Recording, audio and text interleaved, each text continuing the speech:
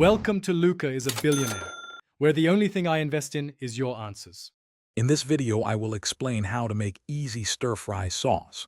To begin, you will need a few fundamental ingredients. The base typically includes soy sauce, a touch of sesame oil, and a sweetener like brown sugar or honey.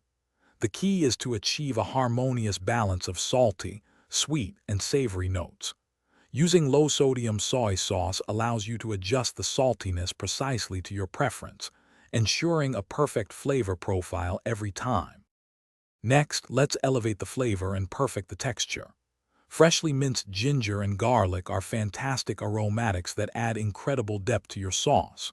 A splash of rice vinegar introduces a bright, tangy element, cutting through the richness beautifully. Finally, for that signature glossy, thick consistency, a cornstarch slurry is essential. Mix 1 tablespoon of cornstarch with 2 tablespoons of cold water, then whisk it into your simmering sauce until it thickens. Now let's talk about making this sauce uniquely yours. Feel free to experiment with various sweeteners. Honey, maple syrup, or even agave nectar can replace brown sugar. For those who love a bit of heat, a teaspoon or 2 of chili garlic sauce or sriracha will add a wonderful spicy kick.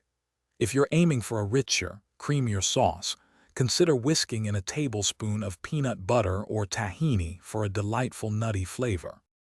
Once your delicious stir-fry sauce is made, proper storage is key.